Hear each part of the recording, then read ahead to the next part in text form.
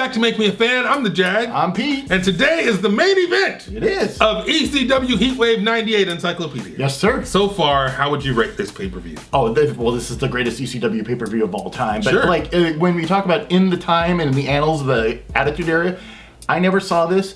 I feel horrible that I didn't get to see this again. This was not very accessible. In about a year's time, they get the TNN deal, but they lose that very quickly and get kicked off, and that's what becomes the end of ECW, because they didn't have that TNN money coming in, because WWE actually ended up leaving USA to go to Spike, which was TNN, CBS, if you will. So in that sense, so there was that 5-year stretch where WWE was on MTV. Well, that was because it was part of CBS and Viacom and all that. And then that stuff spun off back to USA, where we are today under NBC Universal. So very cool. Little history lesson that in ECW losing their CBS money, they couldn't continue to fund themselves, and that was also towards the end of the Monday Night Wars and in the early 2000s. So that's kind of like, unfortunately, you know, this is the height of Rome, and everything after this, unfortunately, is not necessarily bad. It's just that, you know, choices that were made and ideas that were invested in didn't pay off exactly. So once that kind of that first domino tips over, it's usually kind of downhill from there. And before you know it, you've got Matt Hardy versus that one dude for the ECW championship, or actually it wasn't because it was unsanctioned. But anyway, yes, ECW, you know what? I will say this, and I don't want to go too long, but the ECW legacy is amazing. This is ECW. What the WWE brought back is not. No. That was like the precursor to NXT, if you will. That became their bootleg developmental, which then became their full-fledged developmental. Is that fair? Oh, absolutely. Okay, so it's one of those things, like, we don't talk about, gosh, there's a movie, I forget what it is. We don't talk about this, you know, that movie. We don't talk about WWE's. Yeah, like Indiana Jones and the Crystal. Yes, we don't talk about that one. That one didn't happen. Jones movies. Oh, Highlander 2. We don't talk about Highlander 2. Well, there was only ever one Highlander movie anyways. Yeah, well, there was one that wasn't too bad. Highlander technically 4, where it was Duncan MacLeod and Connor MacLeod together. But yeah, we don't talk about those. There's only one Highlander, okay? So we don't talk about WWE's version of ECW. This is the ECW that we know and love, that we will respect and talk about. And today, we put a bow on it. You said yesterday, the dessert on the cake. The piece de resistance. So let us know, who is it? So we've got Tommy Dreamer, the Sandman, and Spike Dudley. All right. Finally, maybe are they going to be able to get their comeuppances against all those evil Dudleys? I would hope so. Big Dick Dudley, you got Spike Dudley. Well, he's actually fought on the other side, but you've got Devon, Bubba Ray, Sign Guy, Big Dick, all of them. Joel Gertner. Sounds like a whole, like 10 pounds of poop in a 5-pound bag. And I hope it's a good bag. So I don't know if is there anything else we want to know or we need to know to set this thing up? Just click the link below. Click the link below, because we're going to press play when? Right about now. This match, in a word, chaos. Oh yeah, absolutely. It was chaotic. I mean, first and foremost, just the entrances. The preamble. Yeah, it took them like 10 minutes to get to the ring. Longer. Probably, longer. No. It was 25 minutes in the preamble. Lots of talk, lots of trash talk. Even the commentator, Joey Styles, right? He was like, I'm not going to say anything because I hate these guys. You know, I'm not going to justify. It was a quiet walk to the ring by the heels, right? And then, of course, the faces come out. You got Tommy Dreamer, the rest of the guys. Tommy Dreamer's drank like 4 or 5 beers. Sandman. Oh, I'm sorry. Sandman drank 4 or 5 beers. What's his name? Spike Dudley's drinking beers. Tommy Dreamer's talking trash. It was insane. I mean, just the number of people on the outside of the ring. Sign Guy, Joe Gertner. It's insane. Yes. There's a lot going on in this match. But there's also a lot of storytelling, which is what we came for in the meat and potatoes. Especially that there were payoffs for stuff like when the Dudleys, as we think of them, as Devon and Bubba, gave Beulah McGillicuddy the 3D. Yep. That paid off. Then they came back. I mean, at one point, there were 4 guys in the Tree of Woe, and there were 4 chairs set up, and then 4 dudes, including the freaking referee, drop kicked the bad guys in the face. Because Joel had made fun of... Exactly, yeah. So, like, again, deep storytelling that is like, you know, pays off in the end and is so satisfying. Meltzer, unfortunately, did not rate this because, you know, it's exactly that. It's a car crash. But the fans...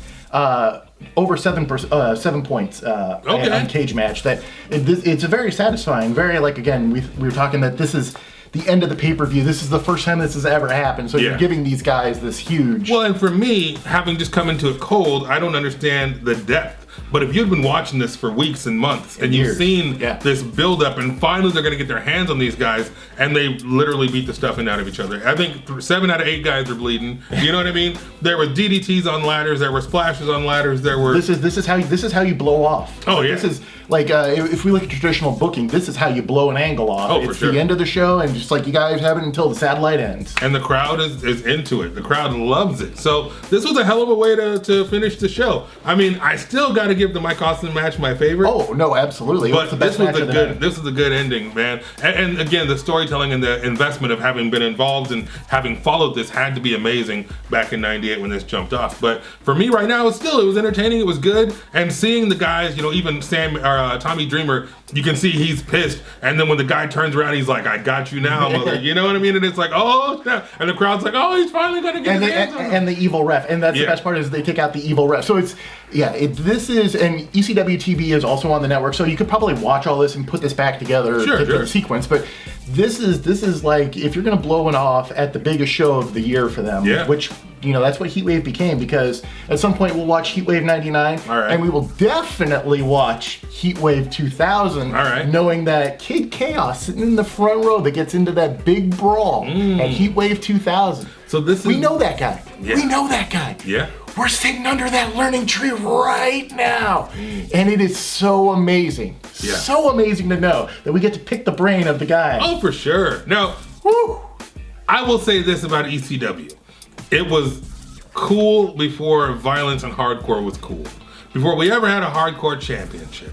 Before we ever had any, kendo sticks and TLC matches and whatever. These guys were doing it before it was ever a thought for the big 2 and eventually the big 1, right? Correct. You gotta give credit to, they call him the innovator of violence, Tommy Dreamer. Guys like this who have come up with and have built legacies on this hardcore format, even though it's harder on your body, even though it's probably cut some careers short, cut some lives short. I don't want to be rude, but it's entertainment, but it's rough, man. Oh, absolutely. And so this is kind of one of those weird things is like, we're seeing this crescendo and then you see the end of the Monday Night Wars and you see ECW and WCW go. Yeah.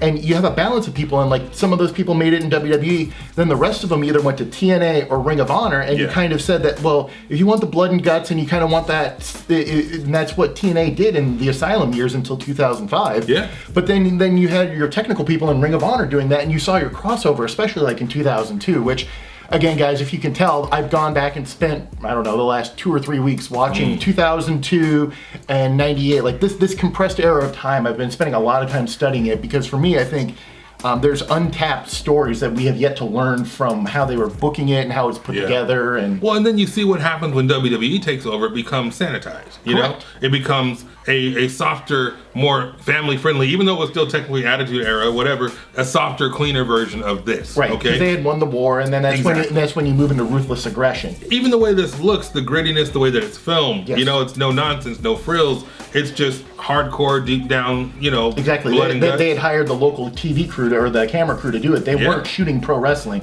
where the WWE people are shot for that. Yeah. They got 5 floor cameras for different things. And I'm assigned to anytime they're out, I'm supposed to be here on my shot. Yeah. No, this was great, and it was a cool time machine to go back and see, because this is, you said, the best it got, right? This is their biggest show. Yeah, this is the one.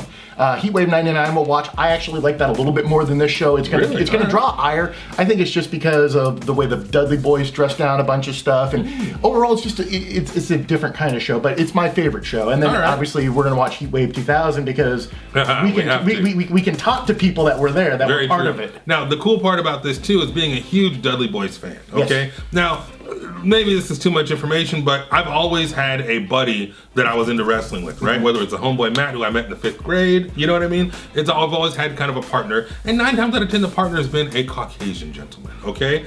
And so the Dudley Boys were like made for us for cosplay and whatever, We never did it, but we always like, oh, okay, I'm Devon, you're Bubba Ray, get the tables, That was kind of the joke. And even and it wasn't just because we looked the same, okay? We were the New Age Outlaws. I was the Road Dogg JCD, for JAG, you know what I mean? And it was that kind of thing where I was, you didn't know? There's always the tag teams have a special place in my heart, but the Dudleys are a little different because they looked like us. You know what I mean? Absolutely. And I was like, hell, I could pull off. We can still pull off a Dudley Boyz cosplay if we really wanted to. Trust you know? me, I would happily. Yeah. And so I think that's a challenge. Next time there's a Halloween show, the bar wrestling Halloween show. There we go. Okay, With guys, we've spoiled what we're going to be dressing up at bar this year for Halloween. Yes. But hopefully you'll forget by then, and we'll walk in and we'll put up the 3D with the glasses and the whole nine. It'll be great. All right, that's kind of crazy, but yeah, I love Dudley Boyz, and seeing them before they got to WWE is kind of cool. Obviously, there's some things that are different. There's some things that are the same. So this was a cool kind of a snapshot of the past, and actually one, because I mean they changed the game in WWE as well, as far 100%. as TLC and the way that you get the tables, Mae Young, you name it, right? There's so many memorable things with the Dudleys, and to see kind of the beginning was cool, and Tommy Dreamer and the rest of them, crazy. So thank you for showing me this. You made me a fan of ECW. However, I gotta see ECW 2000 now. Oh yeah. Or Heat Wave 2000. We're going to see Heat Wave 2000 in the next few weeks and months. All right, we got plenty of time. So that'll do it for this show. Anything you want to add? Nope. Guys, thanks for making it to the end with us. We very much appreciate it. I don't know what's coming up tomorrow, but I guarantee you it's going to be two things. It will be prolific and gifted. So bring your butts back tomorrow at 9 o'clock Pacific, 12 noon Eastern. Hit the subscribe button down below. Ring the bell so you get notified of any and all videos and things that we put out in Encyclopedia. Yes, sir. Where can they find us on social media? At Make Me a Fan 316. You damn right. So we will see you tomorrow, 9 o'clock, for more good fashion, passionate ass whippings. Okay, what's hot, what's not, what's next. This is the Encyclopedia. I'm the Jag, and we will see you tomorrow.